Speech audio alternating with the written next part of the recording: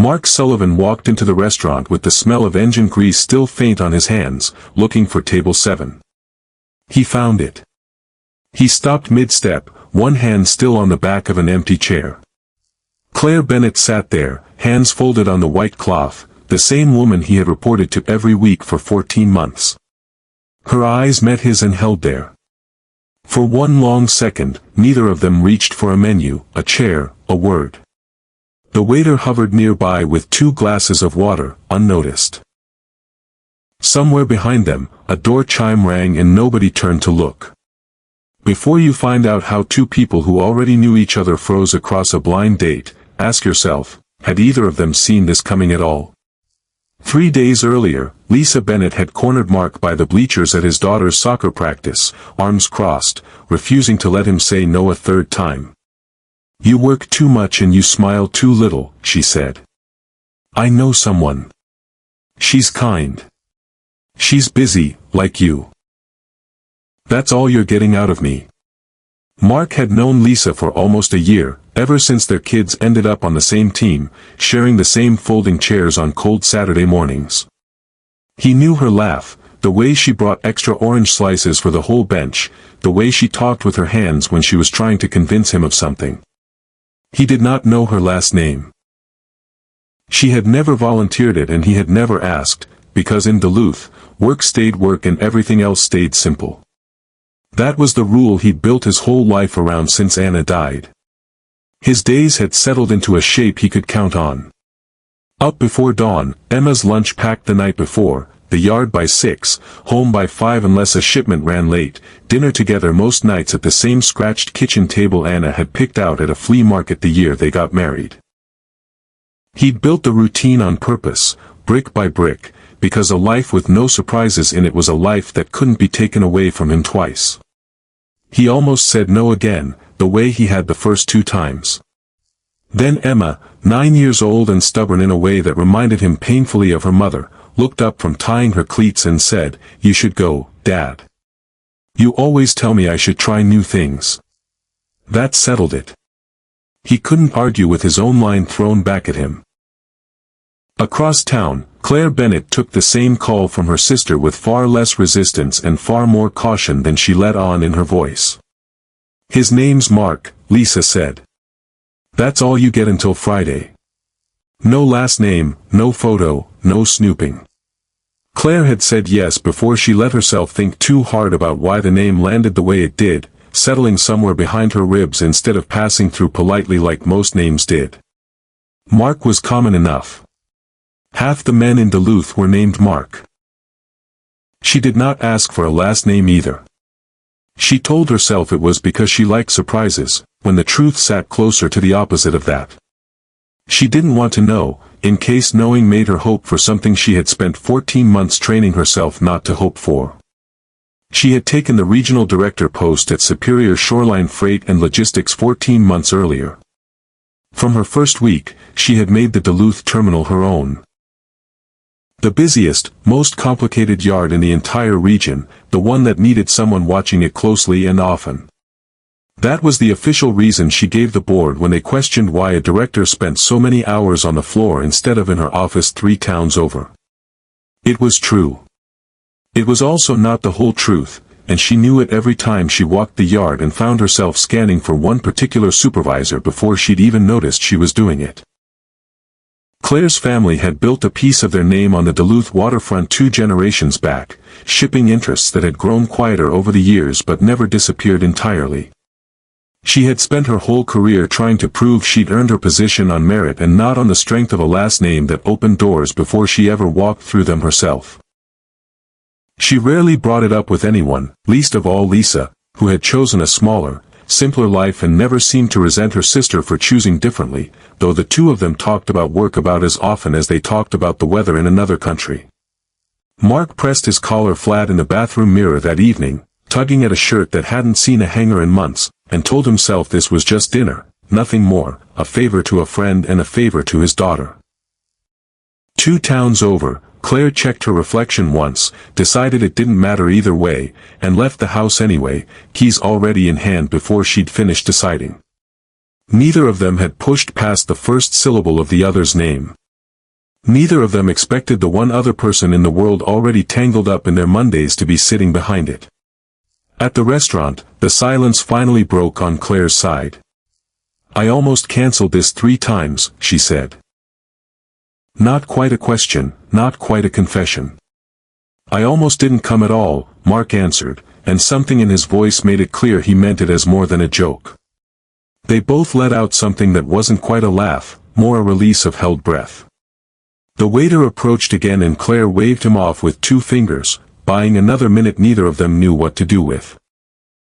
14 months of Monday briefings, safety walkthroughs, 5-minute conversations over a clipboard in the yard office. None of it had prepared either of them for sitting across a lit candle with nothing between them but a folded napkin and a question.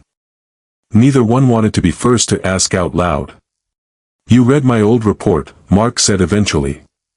It wasn't a guess. Something in the way she'd looked at him for the past year had always carried a question underneath it she never actually asked. Claire set her water glass down carefully, aligning it with the edge of the tablecloth like she needed something to do with her hands. Years ago, before Duluth, an anonymous filing, crane inspection findings, the kind of write-up that saves people and never gets a byline attached to it. She studied him across the table. "I didn't know it was you until I'd been your supervisor for months. Even then, I wasn't sure. I never asked." "Why not?" "Because asking would have meant admitting I'd noticed something I wasn't supposed to notice." Mark turned his water glass a quarter turn, the way he turned bolts he wasn't ready to loosen yet. Then he told her the rest of it plainly, the way a man tells something he's rehearsed alone in his truck 100 times and never once said out loud to another person. He had been a licensed structural engineer, certified on port cranes and load-bearing frameworks, 3 years into a career that mattered in ways his current job never would. His wife, Anna, had been an engineer too, sharper than him in most rooms, and she had flagged a fault in a warehouse frame that got overruled by a project manager who wanted the deadline more than he wanted the truth. The frame failed on a Tuesday morning in early spring. Anna didn't walk away from it. Mark quit 6 weeks later, packed up an office full of certifications nobody in Duluth would ever ask to see, and told himself he was done building things that could kill someone if he got them wrong. "I needed something steady," he said. "Something where the worst mistake I could make was a late shipment, not a funeral, even if it meant not using half of what I know." "Tell me about her," Claire said, meaning Emma, steering them gently somewhere lighter before the silence could turn heavy. Mark's shoulders eased for the first time all evening. "She wants to be a marine biologist this month. Last month it was an astronaut. The month before, a person who names hurricanes." He shook his head, something almost bright in his face. "She's better company than most adults I know." "I never had kids," Claire said. "Never had time to figure out if I wanted them. Honestly, 14 months in this job and I've barely had time to figure out if I want a plant." "You could start smaller than a kid," Mark said. "A cactus, maybe. Hard to kill. I killed a cactus once. Then I don't know what to tell you." They both laughed, easier this time. For a moment, the restaurant noise around them fell away entirely, just candlelight and 2 people who'd known each other's work for over a year finally learning the parts that never made it into a shift report. Claire didn't offer sympathy when he circled back, unprompted, to Anna a few minutes later. She could tell, even after one dinner, that sympathy was the last thing he wanted from anyone. She reached across instead and slid the bread basket an inch closer to him. That was the whole of it. No speech, no careful words, just a small motion that said she'd heard every syllable and wasn't going to make him say more than he already had. "Monday," she said finally, standing as the check arrived, smoothing her coat over one arm, "were Ms. Bennett and Mr. Sullivan again. Both of us." "I know how to do my job," Mark said. "I know you do." She hesitated at the door, keys in hand, looking back at him a second longer than she meant to. "That's not what I'm worried about." He watched her walk to her car through the restaurant window and understood exactly what she meant, and knew, standing there with his hands in his pockets, that Monday was going to be a great deal harder than either of them had let on over dinner. He drove home the long way, past the terminal gates, past dark warehouse rooftops silhouetted against the last gray light off Lake Superior, and found himself slowing near Crane 4 without quite meaning to, the way a man's foot finds a brake before his mind catches up to why. He hadn't thought about the old work in years without some part of him flinching first. Tonight, for the first time in a long while, the thought arrived quiet instead of sharp. At home, Emma was already asleep. The babysitter dozed in front of a muted television.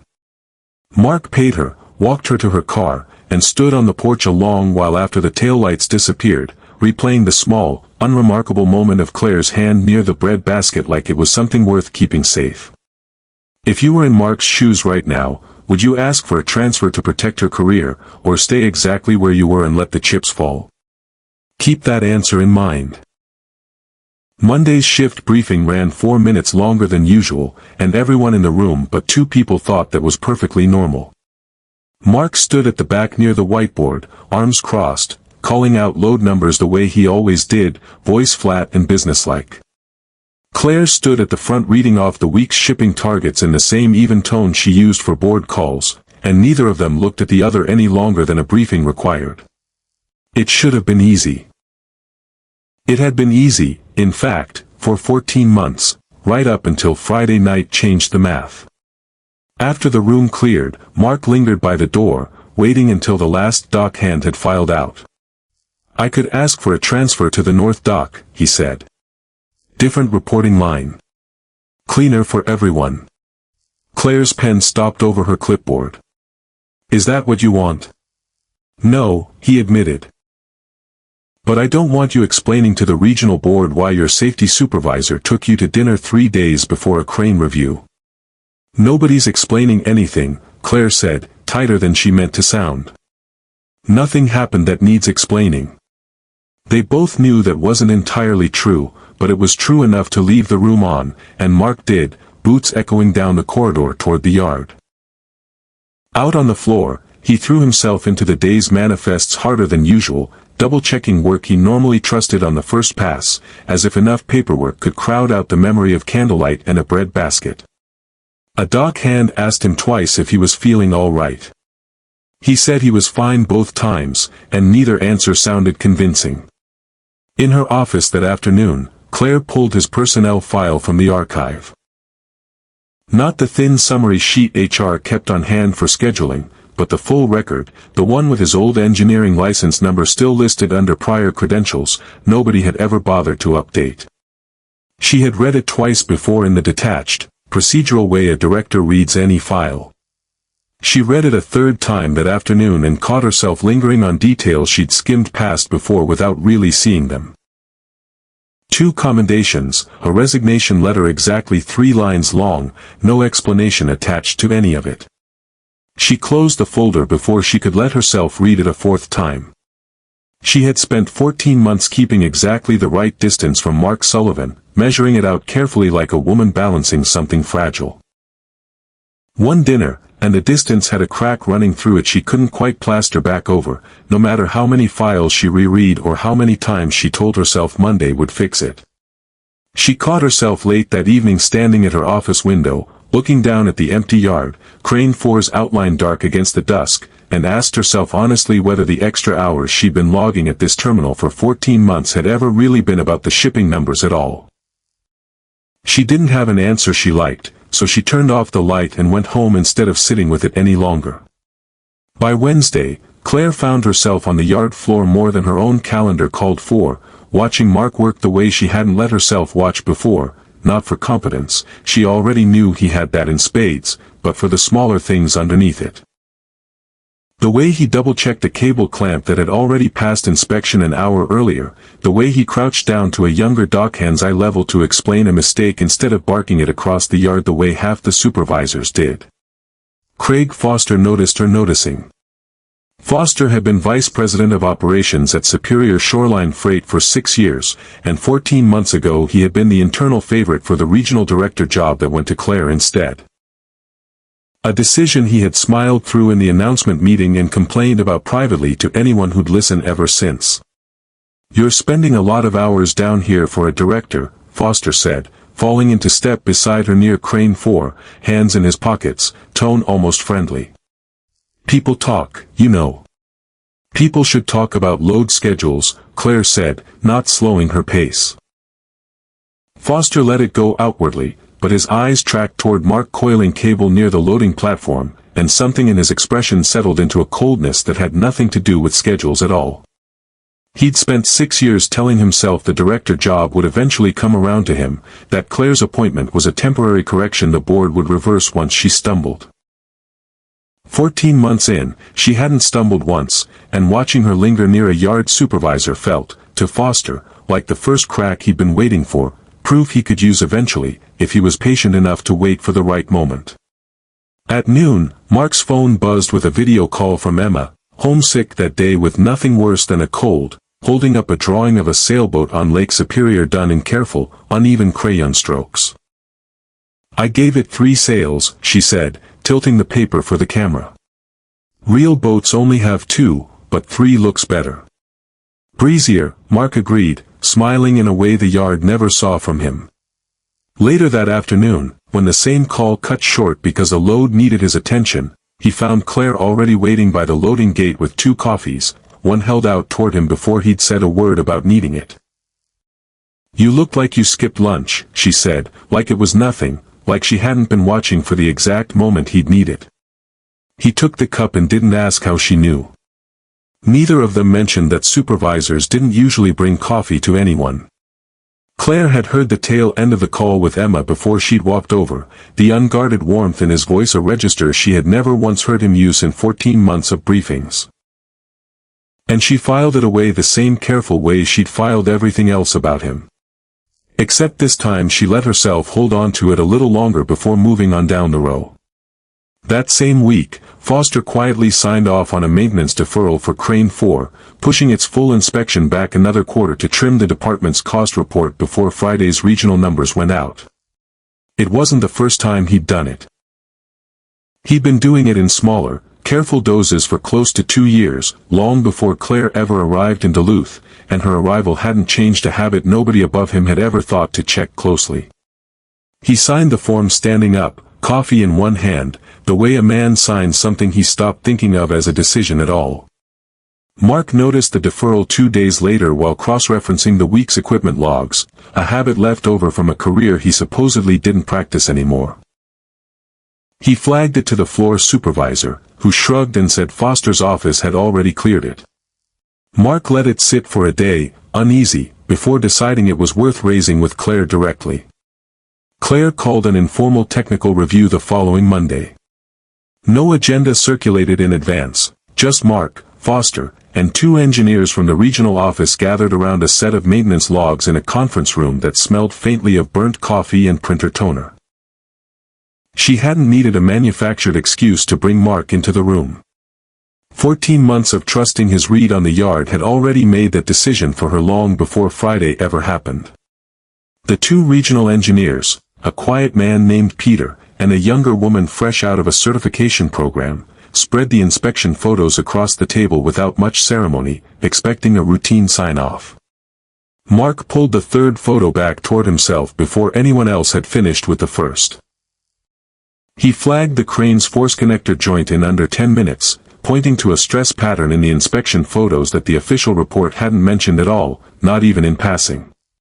"This isn't wear from load cycling," he said, sliding the photo across the table. "This is fatigue. It needs a full teardown, not a patch job and a signature." "We patched it in the spring," Foster cut in, voice sharper now. "It passed a visual," Mark said evenly, "not a load test. Those are 2 different things, and you know it." Foster's voice climbed half a register, color rising in his neck. "I don't need a forklift supervisor rewriting engineering assessments in front of the regional office." "He's not rewriting anything," Claire said, calm and final, closing the folder in front of her. "He's reading it correctly, which is more than I can say for whoever signed off on this last spring. Schedule the teardown for this week. Full stop." Foster agreed out loud and disagreed with every muscle in his face. He gathered his folder and left first, and in the doorway he glanced back at Claire a beat too long, the look of a man already deciding how he'd use this later, filing it away the same careful way she'd once filed Mark. Peter lingered after the room cleared, gathering the loose photos into a neat stack. "He's not wrong about the cost," he said quietly, meaning Foster, "but he's definitely wrong about the joint."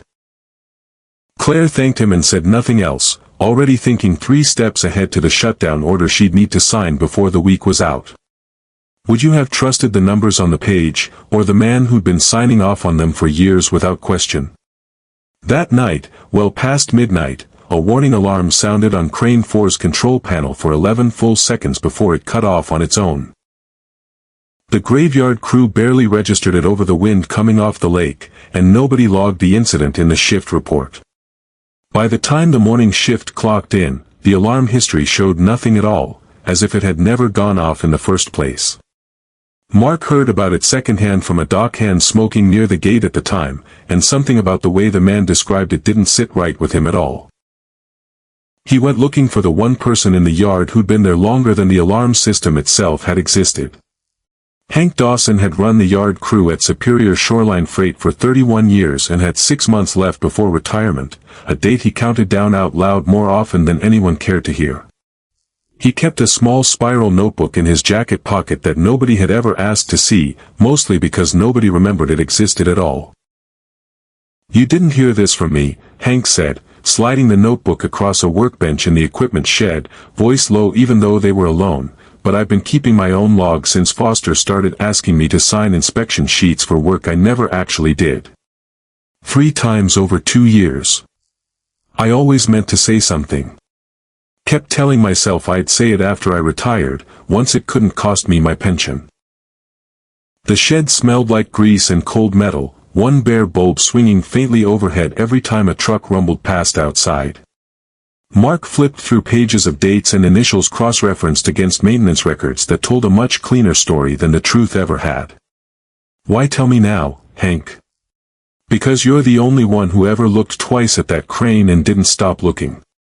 I trust you'll do something with it. I never had the nerve myself."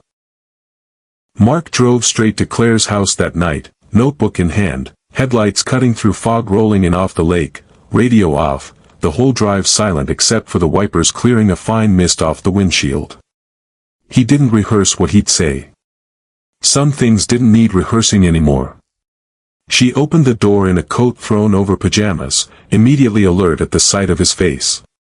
He didn't come in as a man who'd taken her to dinner 4 days earlier. He came in as an engineer who had already lost someone once to a report nobody wanted to hear. They sat at her kitchen table until 2 o'clock in the morning, cross-checking Hank's notes against 2 years of maintenance filings, coffee going cold between them. Somewhere around the 40th page, Claire looked up at him and understood fully, without a shred of doubt left, that every instinct she trusted about this man for 14 months had been earned, never imagined. "I'm pulling Crane 4 offline first thing," she said, closing the notebook. "Full shutdown, full inspection before another shift so much as touches it. Foster won't like that." "Foster doesn't get a vote," Claire said. And for the first time all night, something in her voice sounded almost steady again.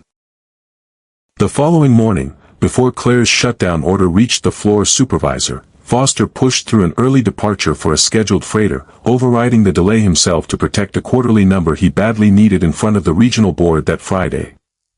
Mark was midway across the yard, coffee in hand, when he heard it, a groan of metal too sharp and too sudden to be routine, coming from Crane 4's main connector joint.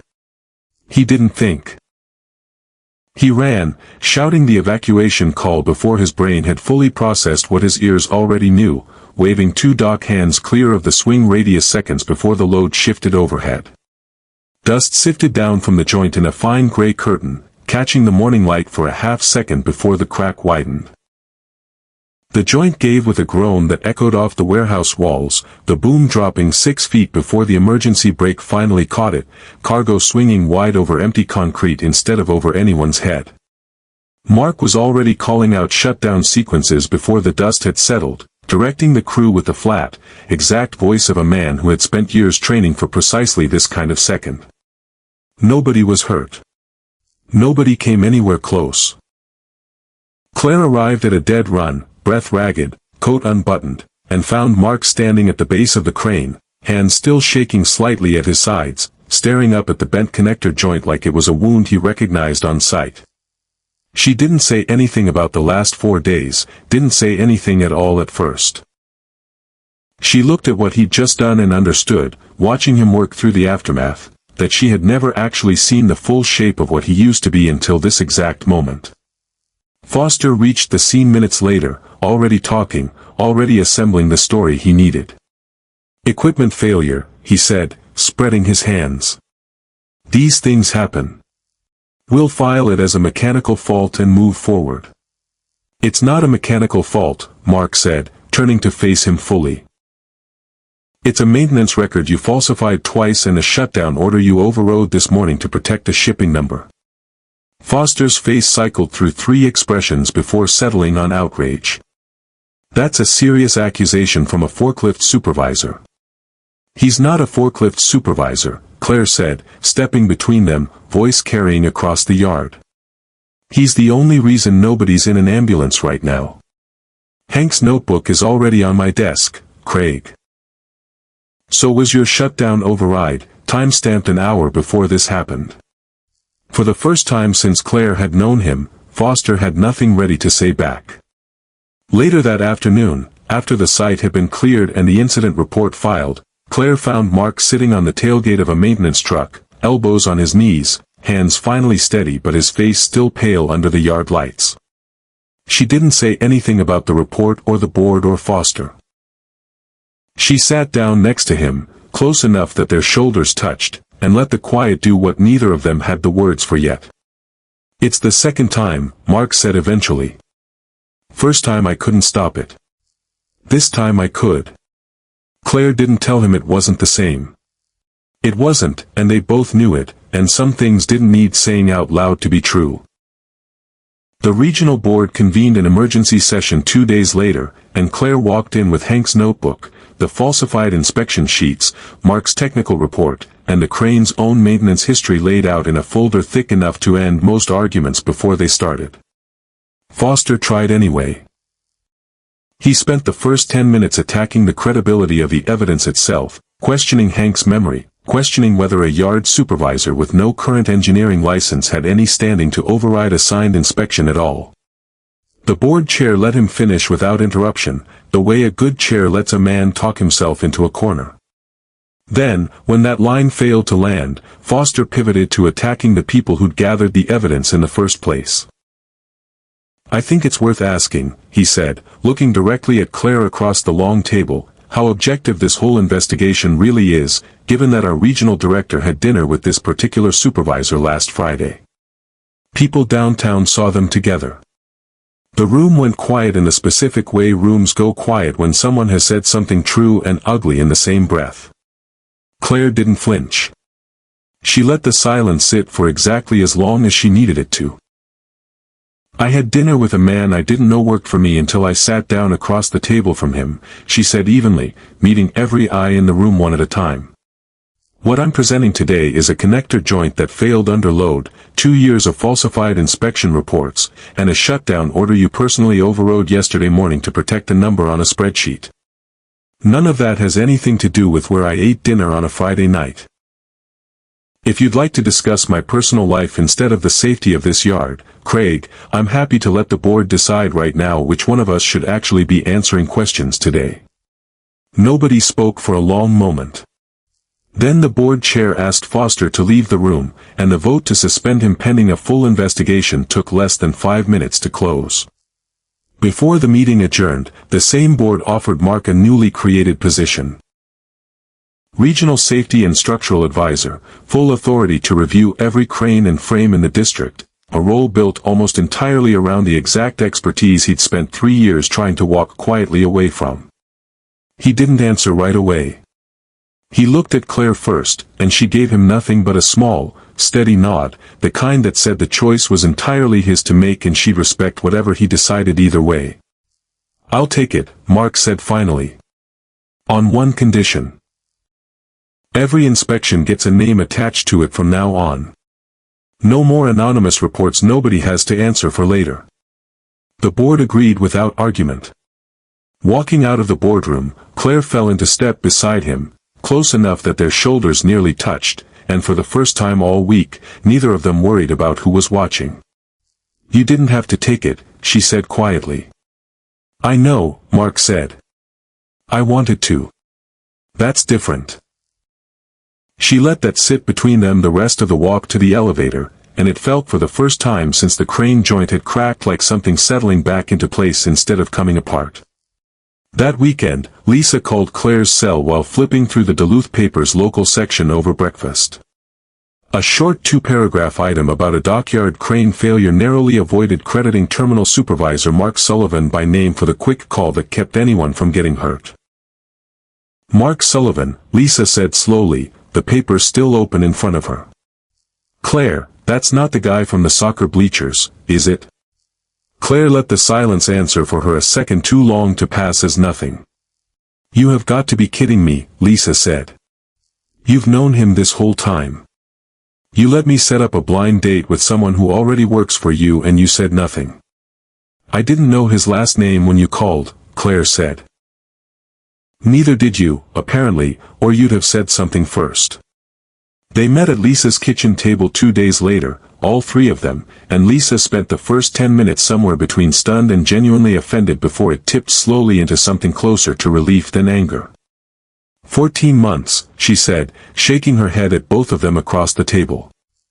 "You two worked together for 14 months and neither of you ever said a single word to me about it." "I didn't tell you what I do for a living," Claire admitted, "because I wanted you to like me for something other than my title. Even you. Even my own sister, and I don't talk about the job I used to have," Mark said, turning his coffee mug slowly in his hands, "because it's the last thing I ever built with my wife. I wasn't ready to hand that story to anyone at the bleachers. Not even to someone I liked as much as you." Lisa looked at them both a long moment, then laughed, short and disbelieving, shaking her head at herself now instead of them. "So I didn't actually set anyone up at all. I just finally forced the two of you to say it out loud." "You did more than that," Claire said. "You were right about him before either of us was ready to admit it." Lisa pointed a fork at her sister. "I'm always right. You two just take longer than most people to catch up." Mark laughed for real this time. The first easy laugh either woman had heard from him all afternoon, and Lisa seemed to file that away too, satisfied, like she'd finally gotten the reaction she'd been fishing for since the bleachers. Emma met Claire properly a week later, at a lakeside picnic table Mark hadn't planned quite as carefully as it looked from the outside. She studied Claire with the frank, unhurried attention only a 9-year-old can manage without any self-consciousness at all. "Do you like boats?" Emma asked, swinging her legs under the table. "I like people who take care of them," Claire said, and meant it in more ways than the girl understood yet, glancing sideways at Mark as she said it. Emma considered that answer with the seriousness of a much older person, then slid her drawing across the table without being asked. "You can have this one," she said. "I already made a better one." Claire folded it carefully and put it in her bag instead of her pocket, the way a person keeps something they intend to hold on to for longer than an afternoon. 3 weeks after the board meeting, Foster was formally terminated following the investigation's findings, and Mark started his new role with a badge that carried his real title on it for the first time in 3 years. On a Friday evening that felt deliberately unremarkable, he and Claire found themselves back at the same restaurant, both of them asking for the same table without either one saying so out loud first. The hostess seated them at table 7 without a second thought, as though it had always been reserved for exactly this.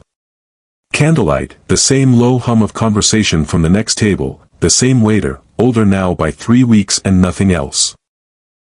Claire noticed all of it and said none of it out loud, content just to let the evening repeat itself on purpose this time. There was no grand declaration between them. There didn't need to be one anymore. Claire set her hand flat on the white tablecloth, the same gesture from the first night, except this time it wasn't an accident and it wasn't a question either. Mark looked at it for a moment, 3 years since he'd let himself reach for anything without calculating the cost first. And then he covered her hand with his, steady, unhurried, like a man setting down something heavy he'd been carrying a long way without ever once setting it down.